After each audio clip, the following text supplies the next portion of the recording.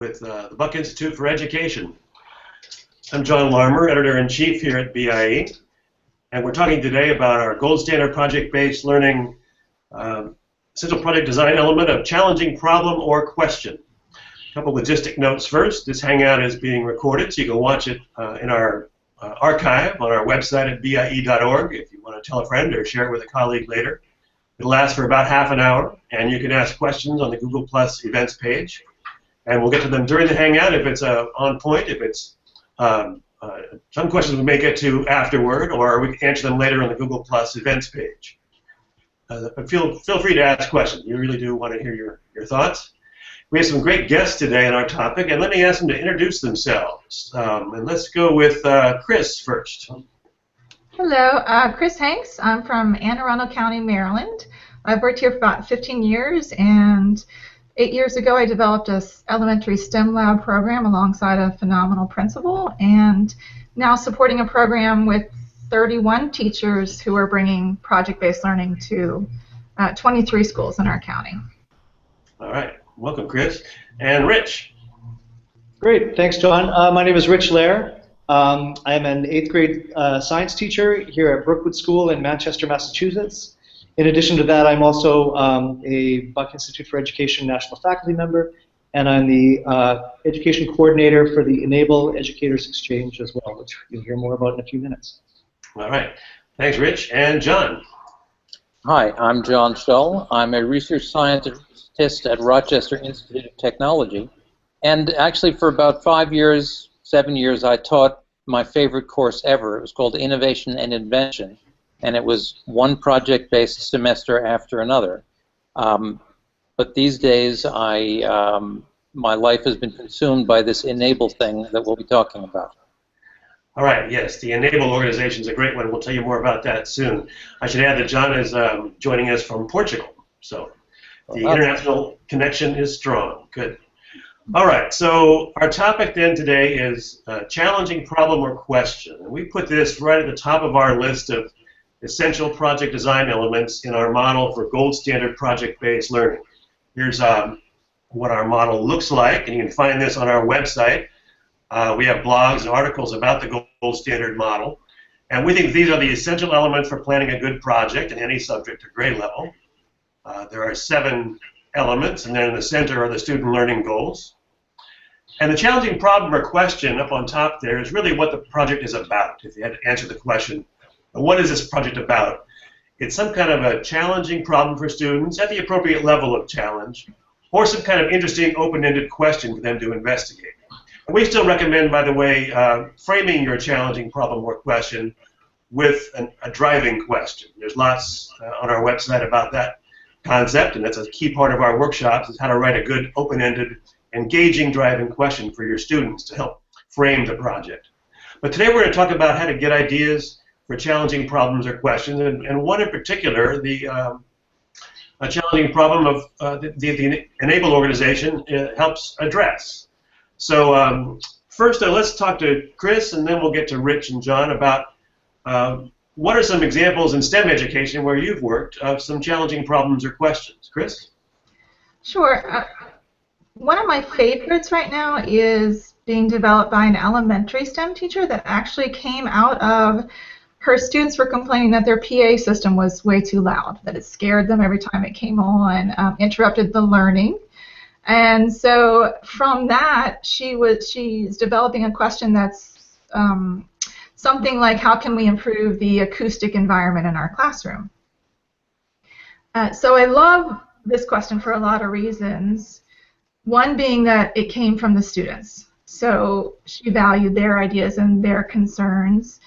It's very actionable, so the students will be designing devices or looking at different materials to put in the classroom that are going to help the acoustic environment improve.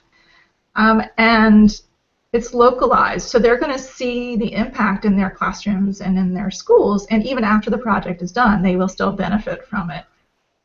And then last but not least, certainly is that there's a lot of opportunities for content and skills to be met in this project. So the science of sound and material science and engineering design process. It's all there. And so a good question does all of that. And Kris, tell me again, what's the grade level for the project, and also what is the final product that students create? It's a 5th grade class. Okay. Here in Maryland, and what they're looking at is some sort of a device that will help to muffle the PA system, but that they can still hear the announcements so that it won't scare them. And they'll test it inside the STEM lab, and then if it works and it's approved, they can move it out to other classrooms in the school. All right, very real world problem solving there. That's great. And I like the driving question example you gave. That's open-ended. There's more than one way to answer that question, and it's very student-friendly. And you can tell that to answer that question, students would have to meet those learning goals you described. All right, thanks. So, Rich, tell us about some more challenging problems and questions in the e-NABLE project. Great, thanks, John. So, I think there's a perfect fit between teaching science and teaching STEM and looking for challenging problems. And in fact, oftentimes when we do a science activity or some sort of design challenge, we actually start with a question or some sort of a problem that needs to be solved. So for example, right now I have my students building 2-liter pop bottle rockets, and the challenge is to make them travel farther than 100 yards. And so we're doing a lot of testing and refining our designs and using the iterative process. And so that's something that I've been involved in for a number of years, just using design challenges and projects that have kids doing actual real work. And so a few years ago I became involved in just the idea of using authentic projects with students. And I thought I would share the work that we've been doing with e-NABLE as a sort of an exemplar of what it's like to involve kids in authentic, real work where they're actually solving a real problem that will benefit somebody else. So I'm going to I'm actually share my screen with you here, and hopefully we can get this to work. So what we're going to do is I just want to walk you a little bit through my own, the genesis of my project and how I got in this work. So about 5 years ago, my son was born without fingers on his right hand. He was born with a condition called symbrachydactyly. And I had become aware of a 3D printed prosthesis that was actually just being developed. And so I thought, well, that would be a great project for me to be involved in, but I also thought it would be a great project to involve my 8th grade students in. So I presented them with the question, can students build a functional 3D printed prosthetic for children born without fingers? This is a picture of the students. We started in 2012. And when we found out that the answer to that question is yes, then we had another challenging question, which was, good, can we get started on this right now? So this began a year-long project for this group of students, as we didn't have a 3D printer. We had nothing except my son, who had the need, and we had a video that showed a good idea. So we had our students break into 3 groups. One group tracked down a 3D printer, another group tracked down the hardware, and another group tracked down some orthoplastic sprinting material. And over the course of the year, these students built an actual functional 3D printable prosthetic for my son Max. When he actually used it in front of them for the first time, when you talk about engaging projects, it was a pretty profound moment and super engaging for not just the kids, but everybody in our community. So with that, started my own involvement in the 3D printed prosthetic movement, and I became affiliated with a group called e-NABLE, and I show you here just our website, Enabling the Future, and John's going to speak in more detail about this, but Enabling the Future is an organization that has gone from 2 people to over 6,500 people worldwide, dedicated to the idea of getting out cheap 3D printable prosthetics to people who need them around the world. e-NABLE produces a lot of different models of 3D printed prosthetics, and because they are easy to print and easy to assemble, it makes it a perfect activity and project for kids to be involved in. So I show this photo just to show you this is an example of what's actually possible. So this is my son Max now at age 5. This is one of my 8th grade students, Wes. who last year from scratch built the hand that Max is using there and assembled it by himself, and just kind of shows what's possible for 8th graders or even younger or even older to do. The big thing that I've been involved in with what is called our e-NABLE Educators Exchange is to take this incredibly powerful activity, building a 3D printable prosthetic, and turning it into an actual education project. And so one of the things that we've been doing over the last few months is turning the building of the hand into a PBL project. If any viewers are interested, they can find this project with the beginnings of a curriculum on the Buck Institute for Education website. But what we've been trying to do is, certainly the building of the hands has been super meaningful and profound for kids around the world who are doing this work. We've actually seen educators, we've seen our community of educators grow from a few dozen now to between 500 and 700 teachers around the world that are using e-NABLE-related activities in their classroom. So what we've been doing is looking for ways to frame the work of e-NABLE and use it to teach actual content. So I throw this on there just as an example of different things that teachers are connecting e-NABLE to, from working just in the whole world of prosthetics to anatomy, physiology, engineering, constructing little prototypes. You can see just a real simple little version of a mechanical hand down there. Design Squad, which many of your viewers will be familiar with, they actually also had some projects engineering little grabbers and arms to sort of pick things up. So I wanted to just mention, I'm going to pass it to Jon in a second so he can give you a little more description about the genesis of the e-NABLE group. But one thing that we've done at our school here at Brookwood is just taking this idea of kids designing and building things for good. We created something called our 3D Design Problem Bank project, where members of our community post problems from their immediate world, and we post them on an internal website, and then our students pluck problems from that problem bank, and then they become the inventors and innovators and designers of the solution. And just an example there of how it's possible to take something like the e-NABLE project and use it to seed innovation throughout the institution or throughout the school. Before I pass it to Jon, I just wanted to show you here, this is our website for Enabling the Future.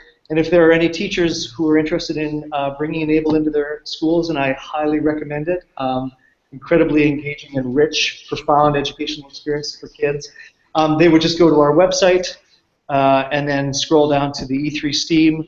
That's our shorthand version of the e-NABLE Educators Exchange. And actually, one interesting thing that we're doing, Jon, is to in the same way that e-NABLE crowdsources the design of new prosthetics, we're actually crowdsourcing education resources. So right here, the E3 STEAM repository is a collection of curricular ideas similar to the ones that I've presented to you here that people around the world are now contributing to our bank of ideas. And one of the interesting things about e-NABLE is that it actually resonates with teachers of elementary school and high school, and we even have colleges and postdoc programs as well. So lots of rich territory there for teachers to explore in terms of connecting their kids to not only a challenging project and challenging question and problem, but also deep, meaningful, authentic project-based learning work. So. All right. Very cool. All right, Jon, so tell us more about the e-NABLE organization and how it got started and how it's grown so big.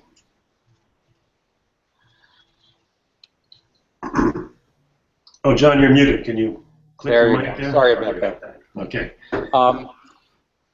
You know, as a matter of fact, I was teaching a course called Innovation and Invention about 4 years ago, and I went to the National Innovator and Inventors Alliance meeting in San Jose, California, and I heard 2 university professors talking about this great project-based learning program that they had come up with, where they took engineering students in their senior year in teams of 5 to 7, and they paired them with someone who needed a custom prosthetic. And so it was a great experience for the engineering students, for the professor, of course for the person who got a custom prosthetic. The students got an A, The professor got tenure. The client got a custom prosthetic. But I realized that if this guy needed a custom prosthetic, there were probably another 10,000 people around the world who could use this same custom prosthetic. And the professors nodded sagely and said, yeah, that's true, but that's not the problem we've solved. I said, what happens to these designs? They said, well, the students graduate and the designs are in my filing cabinet. And I immediately had this picture that, you know, there ought to be some sort of internet-based shared repository for projects and for the designs that could use what everyone was telling me was going to be an emerging network of fab labs, maker spaces, and 3D printers to create sort of a global volunteer learning network of regular people, including students, who would create these things. And I tried to convince my university, Rochester Institute of Technology, which, by the way, is the birthplace of Project Lead the Way, which I imagine you guys are familiar with. I couldn't get them to agree with me, and I certainly couldn't get other universities to agree on this. And that was sort of the end of it until about a year and a half later, I saw this YouTube video in which a South African carpenter told the story of how he had accidentally cut fingers off of one hand in a shop accident, and learned to his shock that partial hand prostheses cost thousands of dollars and are very hard to come by. And in this YouTube video, he mentioned that he had found a South African, a Washington State puppet maker, and that together they had come up with a nice design for a simple mechanical hand, which they had learned how to 3D print, and that he had discovered could be useful for children who, not infrequently, about 1 in 2,000, were born with a condition like Rich's son. And this sort of immediately sort of got me started again on that earlier idea, and this time, instead of trying to persuade people, I had what turns out to have been a really devilish idea. Instead of preparing my next class, I made a Google Maps mashup, and I added a comment to that YouTube video, which, as it happened, was going viral that very day. And the comment said, if you have a 3D printer and you want to help, put a pin on this Google Maps mashup that I made. And if you know someone who needs a hand, put a pin on this Google Maps mashup that I made. And I went off to school and I taught a class, and in the evening there were some pins on the map. And the next day there were more pins on the map. And within 6 weeks there were 70 pins on the map, and people started calling me saying, okay, now what do we do? And I had no idea. I really hadn't planned that far ahead. But we created this Google Plus community to figure it out together. And by God, we've been figuring it out together. That community has been growing by 1 to 2% a week for about 2 years. As Rich notes, we currently have about 6,600 people in that community saying, this is cool, I want to help. We're frantically trying to figure out how to help them be effective and how to help them self-organize and do all those things. And this summer we heard from this guy named Rich Lehrer, who said, I'm doing this kind of thing, and we realized that we'd heard about a number of other classrooms around the country that had picked up on what we were doing. And Rich sounded like just the guy who actually knew something about K-12 education. And he had a son, and he'd already had the experience. And Rich, did I hear you say that there are now 500 to 600 teachers around the world who are plugged into the e-NABLE Educators Exchange? That's correct, yeah. So I got to update all of my slides. So that's the way it goes around here. The thing has taken off, and it turns out it's a really interesting project, not just because it provides an opportunity for kids to learn trigonometry and physics and biomedical engineering and 3D printing. They also get to learn what this stuff is really good for. And for the girls in particular, this has been a huge hook, this service learning and this opportunity to use technology to really make a totally palpable difference in the world. Really engages the kids in a way that I think is really hard to come by, and frankly goes beyond STEAM learning. I recently heard the word stream. So that what does the R stand?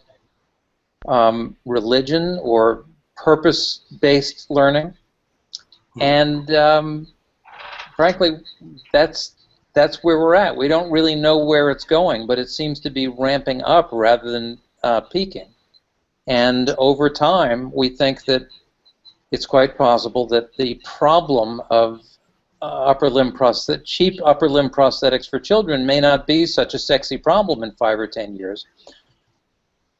But this notion that learners of whatever age can get involved in making a difference using emerging technologies and can make a difference is probably an idea that's only going to get more and more potent as everyone on the planet is connected to the internet, connected to educational resources, and can connect to other people who think this is just the coolest thing ever. So that's sort of the broader vision of the e-NABLE Community Foundation, the 501c3 nonprofit that we formed just a few months ago, which is trying to understand and support these emerging communities of digital humanitarians and lifelong learners engaged in projects that enrich them intellectually and spiritually, even as they sort of tie the global village together.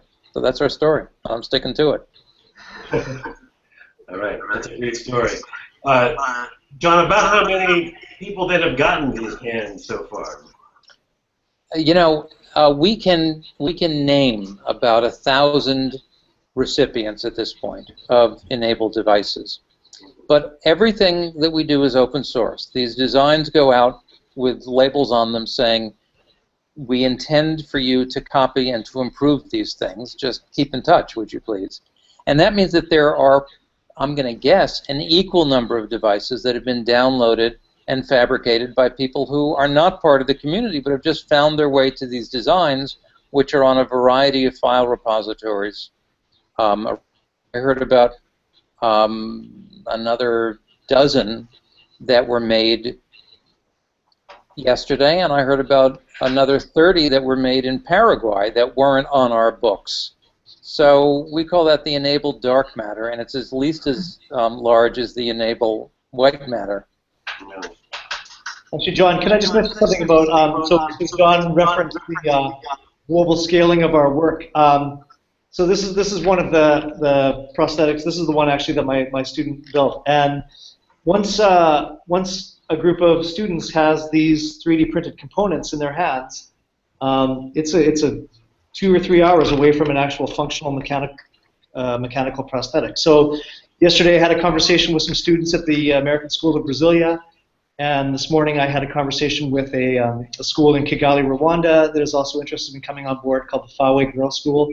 And we're just starting to see this explosion of not just here in the US and in Europe and in Canada, but we're also seeing this global explosion of schools that want to come on board with this. So in fact, one thing I know that Kris has been working on is possibly having ways to have students have connections through this work with their peers and other students. Kris, do you want to talk a little bit maybe just about your idea about the multi-level? Sure. I actually came across, I was talking with John earlier at a DC Maker Fair, a lady who does a lot of local work with Boy Scouts and Cub Scouts, and so it was on my wish list. And then I saw Rich's work on the BIE as we worked together there, and so it went a little higher on my wish list, and I called 3 of our STEM leads from elementary, middle, and high school and asked them if they could sort of help make it come true, and they all jumped on board because it's a fantastic project. So we're working with 1 elementary school, 1 middle school, and 1 high school, and it's going to culminate in a community event in April. And we're thinking right now that the high school, they do have 3D printers, so they'll probably handle the bulk of the printing process. Our middle schoolers will be looking at sort of assembly, and our elementary students will be looking at sort of global awareness and needs and empathy and those sorts of things, and then they'll all come together to sort of celebrate all their progress in April. And we have a meeting on the books with the Dankmeyer Corporation here in Maryland, and from, again, talking to John, they're one of the largest suppliers of prosthetics, so we're very excited about having a business partner alongside us. I have two footnotes to that. One is that Dankmeyer, the very first prosthetics company in the Civil War, so they really started the industry, and they're leaders, and they've actually sponsored one of our events at Johns Hopkins, also in Maryland.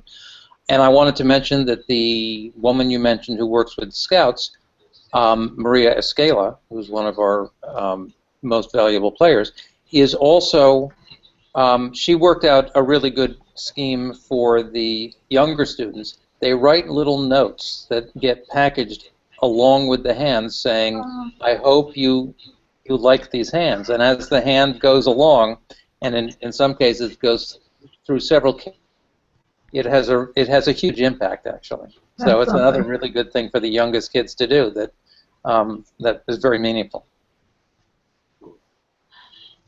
Well, that's great. Yeah, I love the notes. What a great touch.